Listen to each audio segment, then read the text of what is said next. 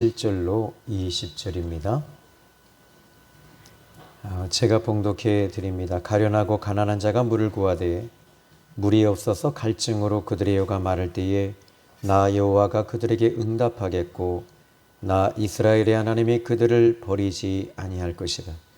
내가 헐벗은 산에 강을 내며 골짜기 가운데 샘이 나게 하며 광야가 못이 되게 하며 마른 땅이 샘 근원이 되게 할 것이며 내가 광야에는 백향목과 시띠나무와 화석류와 들감남 나무를 심고 사막에는 잣나무와 소나무와 황량목을 함께 두리니 무리가 보고 여호와의 손이 지으신 바요 이스라엘의 거룩한 이가 이것을 창조하신 바인 줄을 알며 함께 헤아리며 깨달으리라. 아멘. 이 시간 하나님께서 여러분을 위로하시고 또 어루만져 주시기를 원하고 계신다는 사실입니다.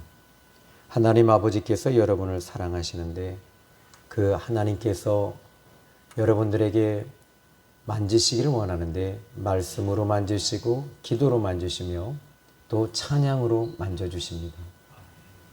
자, 오늘 이 말씀의 이 제목은 주제는 바로 영적인 목마름입니다. 지금 이 수요 예배 때 금요철 때 계속 반복되는 메시지 같아요. 세계적으로 유명한 작가가 있었는데 이 어릴 때부터 글을 써서 많은 사람들에게 감명을 주었고 이미 베스트셀러 작가라 해서 이 사람은 이미 이름이 유명해진 사람이었습니다. 그런데 프랑스에서 모든 사람들에게 사랑을 받았음에도 불구하고 그는 너무나도 타락된 삶을 살았습니다. 그런데 이 부귀와 명예와 명성은 얻었는데 그의 삶은 너무나도 외로웠습니다.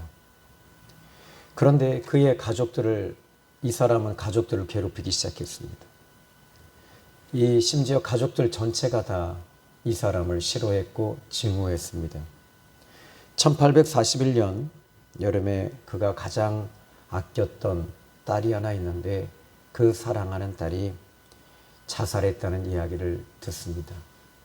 그런데 물에 빠져서 자살을 한 그 모습을 보고 이 사람은 그 딸의 모습을 보면서 그의 품에서 나온 성경책을 보게 됩니다. 그는 충격에 빠집니다. 그리고 그는 교회로 달려갑니다. 교회에 달려가서 울었습니다. 하염없이 울고 또 울었을 때 그의 마음에 잔잔한 음성이 들렸습니다. 내가 너를 사랑한다는 그분의 메시지였습니다. 그의 삶이 마치 인생의 조각이 퍼즐이 다 깨져 있고 조각조각 나 있는 그의 인생이 하나로 다시 합해지고 묶여지는 순간이었습니다. 그리고 그는 하나님을 통해서 위로를 받습니다. 그리고 하나님을 통해 치유를 받았습니다. 그 사람이 바로 그의 이름은 빅토르 위고라고 하는 분입니다. 그분의 책에는 그분의 유명한 책 중에 하나는 바로 레미젤라블이라고 하는 책을 썼습니다. 오늘 본문의 말씀을 보시면 가련하고 가난한 자가 물을 구한다 이렇게 말합니다. 그런데 누가 물을 구할까요? 가련하고 가난한 자. 그런데 사람들은 대부분이 자기 자신이 영적으로 가련하고 영적으로 가난하다라는 것을 모르고 삽니다. 모르고 사니까 가난한 상태로 치유받지 못하고 살아가는 것입니다. 그런데 이 가련하다라는 말을 다른 말로 바꾸어 보자면 의역하면 불쌍하다라는 말입니다.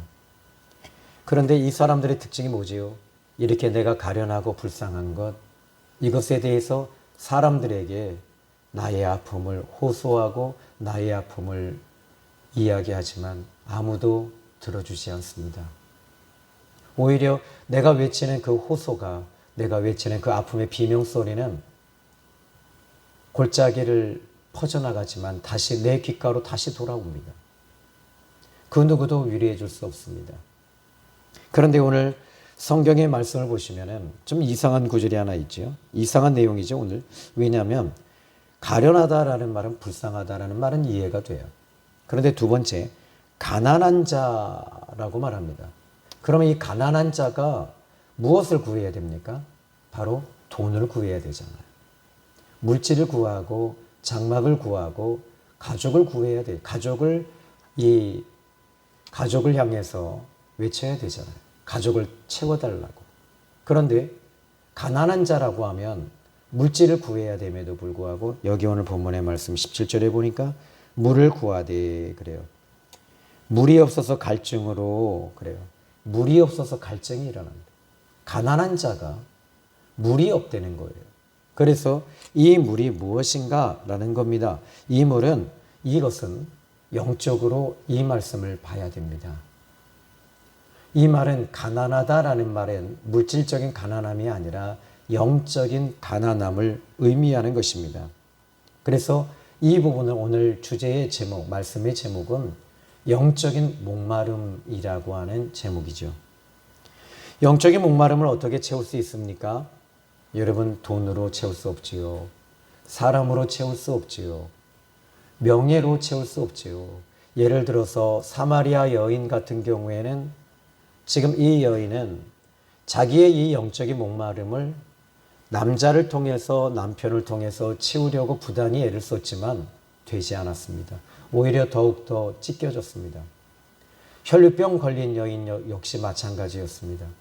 자기가 육신의 병이 있고 자궁에서 이제 계속 하혈이 일어나니까 이 부분에 대해서 어떻게 치유하려고 했습니까?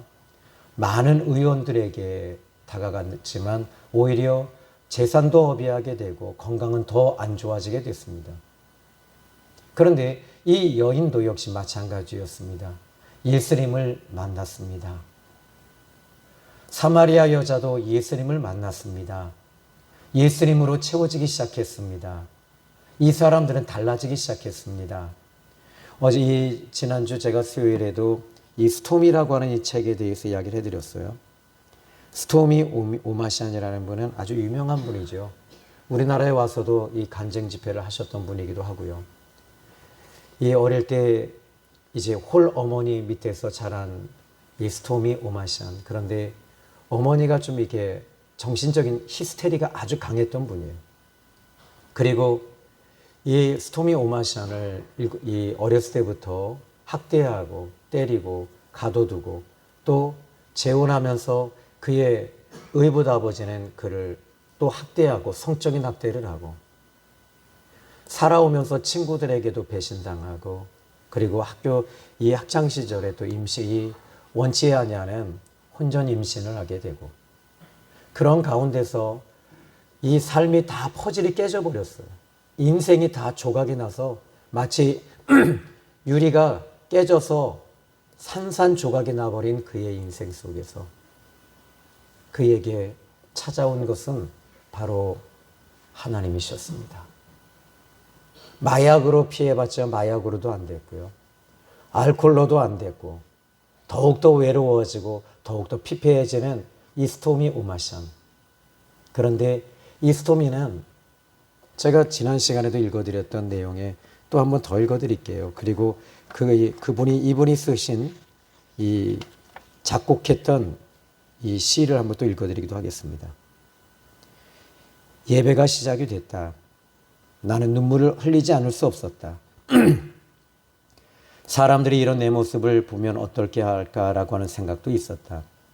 내 인생의 모든 것을 망쳐버렸다는 생각이다. 지금은 내가 맨 처음 마이크를 만났을 때 하나님이 나에게 올바른 결정을 내릴 수 있는 기회를 주셨던 것임을 안다. 하나님, 제 모든 삶은 뒤죽박죽입니다. 29년 동안 살았던 삶은 쓰레기 같은 삶이었고 다시 깨어 맞추기 위해 제 삶이 몇백만 번 조각으로 부서진 지 이미 오래입니다. 이제 제게 영생을 주시고 소망과 평화를 허락하셨음에 진정 감사합니다. 제 삶은 어떻게 되어 가고 있는 것입니까? 이미 너무 늦은 것은 아닙니까? 이렇게 혼자서 괴로워하고 있는데 마음 가운데 그분의 위로함의 음성이 들렸다. 나는 구속자란다. 나는 모든 것을 새롭게 할 수 있단다. 네가 무엇을 잃어버렸든지 내가 다시 채울 수 있단다. 네가 무슨 일을 했는지는 내게 중요하지 않다. 내 인생에 어떤 일이 있었는지도 나에게는 아무것도 아니야. 나는 내 모든 상처와 아픔, 고통을 다 짊어지었단다. 그리고 이 모든 것을 치유할 뿐만 아니라 더 좋은 것으로 바꿀 수 있단다. 하나님, 제 삶을 진정으로 당신께 굴복시킵니다. 제가 다시는 그릇된 길로 가지 않도록 도와주세요. 이분이 쓰신 이제 이 책의 마지막 부분을 제가 시를 이분의 이제 작사했던 이 시를 또 작곡했던 이 찬송을 한번 읽어드릴게요. 살아오면서 내 인생이 어디로 향하고 있었는지 알지 못했네. 삶이 아무런 의미도 목적도 없었네. 빛이 어두움 가운데 있던 내 영혼에 비추었을 때 사랑의 손길을 경험했네. 만유의 주께서 내 삶을 채우셨네. 내 모든 삶을 채우셨네. 뒤돌아보면 예수님께서 내 곁에 함께 하셨음을 알겠네. 내가 흩어놓은 삶의 조각들을 맞추시고 내 마음의 상처가 치유되도록 날 붙들어 오셨던 그분을 알았습니다. 당신께서 내게 생명을 주셨고 내 영혼을 새롭게 하셨으니 이제 내 모든 삶을 당신께 드립니다. 당신 바로 나의 주시요. 추구하고 소망한 모든 것이 되십니다. 이제 당신 안에서 새롭게 사는 하루하루가 얼마나 귀하고 값진지. 당신께서 내게 생명을 주셨고 내 영혼을 새롭게 하셨으니 이제 모든 삶을 아낌없이 당신께 드리네. 내 모든 삶을. 영적인 목마름이란 무엇일까요? 어쩌면 예수님을 믿지 않는 모든 사람들은 이런 목마름에 헤매이고 허덕이는 것입니다. 오직 하나님을 통해서만이 채워줄 수 있습니다. 오늘 본문 17절 말씀을 보실까요? 가련하고 가난한 자가 물을 구하되 물이 없어 갈증으로 그들의 혀가 마를 때에 나 여호와가 그들에게 응답하겠고. 하나님의 말씀을 통해 가련하고 갈증은 채워지는 것입니다. 오늘 여러분이 이 자리에 나오신 것은 늘 하는 얘기지만 문제 해결이라고 하는 측면이 아니리라고 믿습니다. 여러분의 영적인 갈증과 여러분의 영적인 갈급함 때문에 나오셨습니다. 하나님으로 채우십시오. 하나님으로 가득 채우셔서 충만히 채우셔서 가십시오. 그때 여러분의 삶은 만족이 있을 겁니다. 영적인 만족. 오늘 본문에 이렇게 말합니다. 나 여호와가 그들에게 응답하겠고 나 이스라엘의 하나님이 그들을 버리지 아니할 것이라. 하나님 말씀하십니다. 이 말씀을 통해서 지금 가련하고 가난한 자가 지금 물을 구하고 물이 없어 갈증으로 그들의 혀가 마를 때 그 누구도 이 갈증을 채울 수 없을 때 하나님이 말씀하십니다. 나 여호와가 응답하겠다. 내가 너희에게 말씀을 주어서 너희의 가련하고 너희의 가난하고 너희의 목마름을 채워줄 것이다. 그리고 내가 너의 하나님이 되리라. 나는 너의 목마름을 채워주리라. 그리고 나는 너희들을 절대 버리지 아니할 것이다. 왜 가련하고 왜 불쌍할까요? 버림받았기 때문이 아닐까요? 버림받았기 때문에 외로운 거예요. 버림받았기 때문에 불쌍한 거예요. 버림받았기 때문에 고통이 오는 거예요. 저는 요양원에 가서 말씀을 전합니다. 그런데 집사님 한 분이 거기 계세요. 자녀들에게 버림받았다고. 나는 자녀들에게 많은 땅을 주었고 많은 재산을 주었는데 내 자식이 그 고마움을 모르고 이 요양원에 던져버렸다고 우시더라고요. 그냥 울더라고요. 나는 배신당했다고. 나는 자녀들에게 배신당했다고. 그런데 목사님, 하나님이 여기에 저를 갖다 넣으신 이유를 알았어요. 목사님을 여기 오지 않았으면 목사님 못 만났을 거예요. 목사님을 통해서 저는 하나님의 응답을 받았습니다. 하나님이 나를 버리시지 않았다는 것, 하나님이 나에게 말씀으로 채워주고 계신다는 것, 이것이 나의 삶을 사는 이유입니다. 내가 여기 온 이유는 여기에 있습니다. 하나님을 통해서 채워야 한다는 것. 여러분들도 마찬가지입니다. 하나님을 통해 채우셔야 돼요. 하나님을 통해서 여러분의 갈증을 해결하셔야 돼요. 하나님이 말씀하십니다. 나는 너를 버리지 않을 거야. 나는 너를 절대 버리지 않아. 마지막 순간에도 너 안 버리니 걱정하지 마라. 그러나 내 아들 예수는 내가 버렸다. 내가 내 아들 예수를 버린 이유는 너를 버려진 너를 구원하기 위해서고 너를 택하기 위해서 내 아들 예수를 버렸다. 그리고 너를 이제는 내 아들로 삼았으니 나는 너를 절대 버리지 아니하니 걱정하지 말고 나를 통해 살고 나를 통해 숨을 쉬고 나를 통해 위로받아라. 이것이 하나님이 주시는 메시지입니다. 그러면 오늘 본문의 말씀을 더 보지요. 이제 18절입니다. 내가 헐벗은 산에 강을 내며 골짜기 가운데 샘이 나게 하며 광야가 못이 되게 하며 마른 땅에 샘 근원이 되게 할 것이다. 여기서 나오는 지금 장소를 한번 살펴볼까요? 위치를 살펴볼까요? 헐벗은 산. 산이라고 한다면 산에는 많은 나무가 있어야 되고 많은 풀이 있어야 되잖아요. 그래야지 그 산에 짐승들이 살고 그리고 많은 그곳에서 많은 것들이 살 수 있어요. 그런데 이 산이 헐벗어 버린 거예요. 산이 헐벗었어요. 비참한 거잖아요.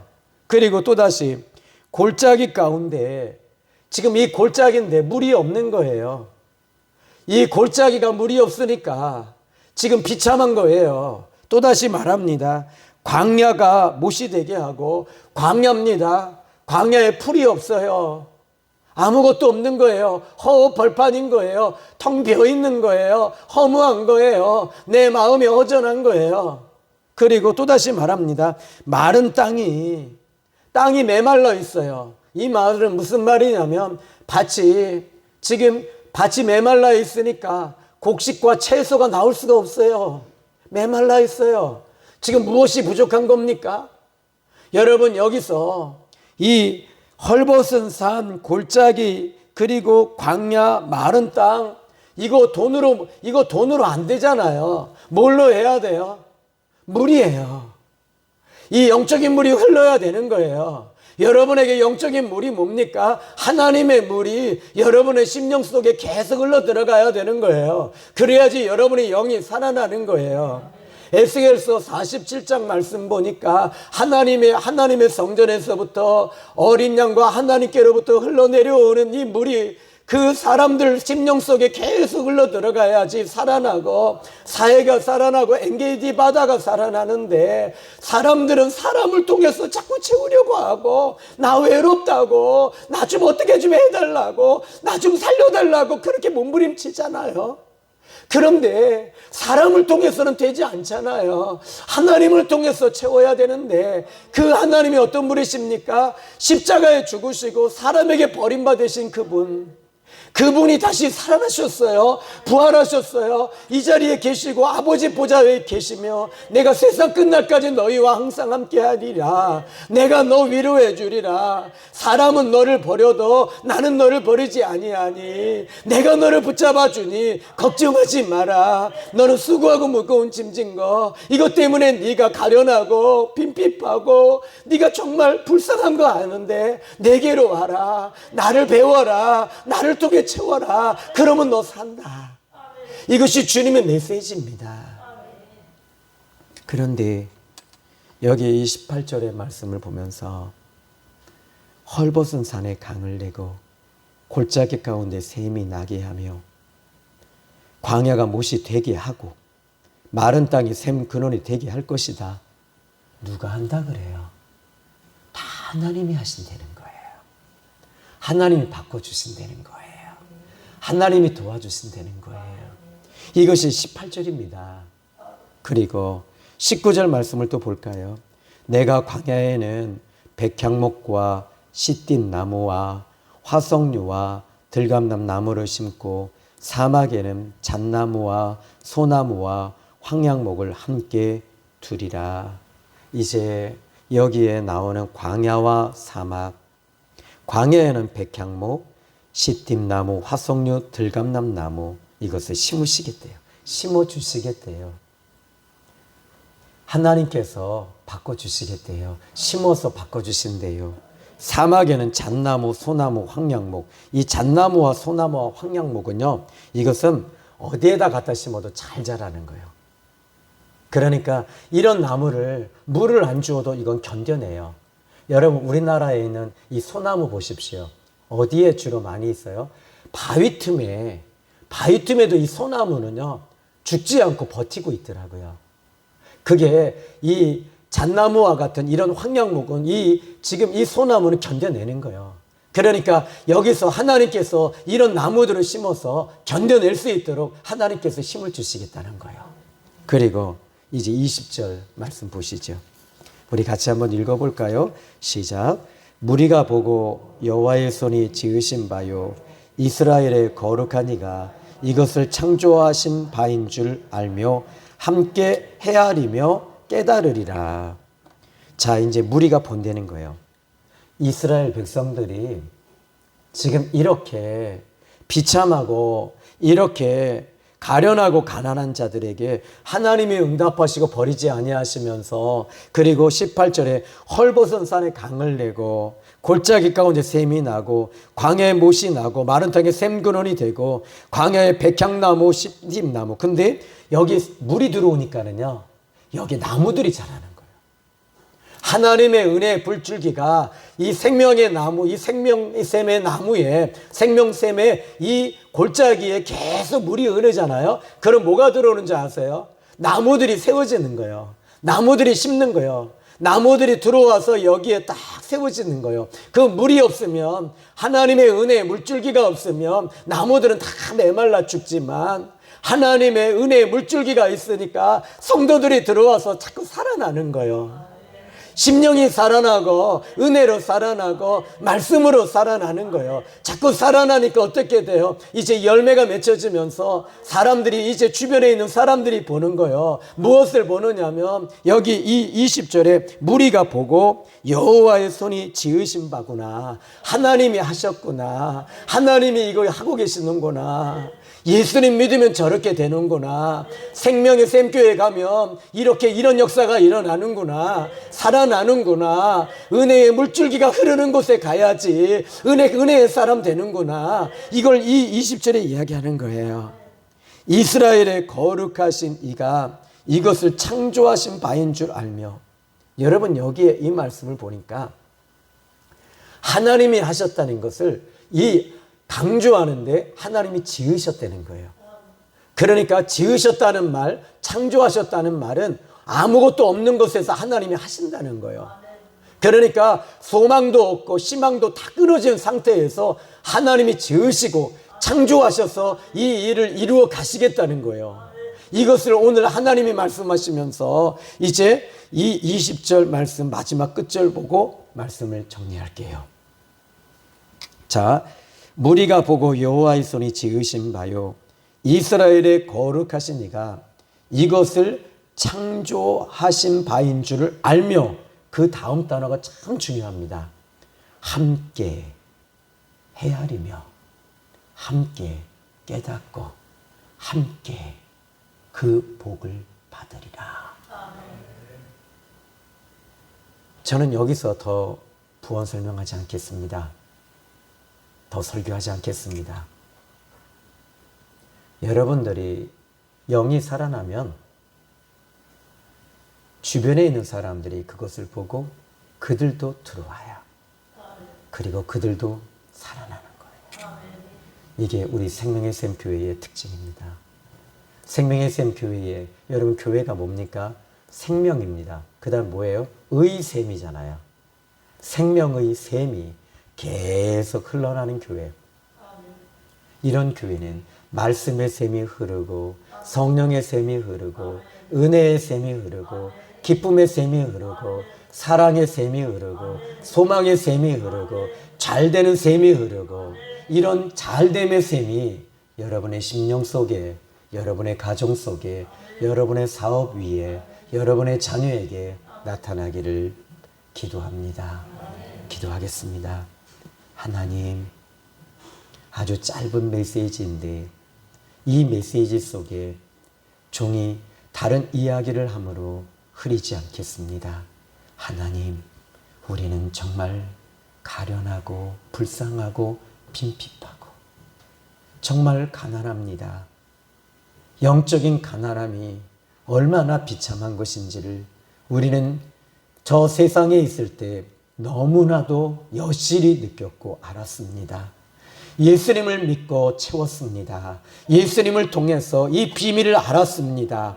예수님 없이는 못 살고 성령의 기름 부으심 없이는 우리가 못 살아서 오늘도 하나님 앞에 나와서 예배드리면서 이 성령의 샘이 내 심령 속에 들어오고 내 심령의 골짜기가 너무 깊이 파져서 찢겼고 사막처럼 메말랐고 광야처럼 허전하고 이 모든 것들이 내 모습입니다. 그런데 이제 하나님을 통해 채워보니 너무나도 살 것 같고 너무나도 좋고 너무나도 기뻐서 하나님 앞에 몸부림치던 내 모습이 춤을 추며 노래하며 손을 흔들고 박수를 치고 발을 구르며 하나님을 노래하며 예배합니다. 하나님이여 영광받아 주시옵소서. 하나님이여 나를 살리시고 나에게 은혜의 물줄기를 주신 하나님 감사합니다. 우리 사랑하는 성도들에게 이런 은혜를 주시니 감사합니다. 예수님의 이름으로 기도했습니다. 아멘.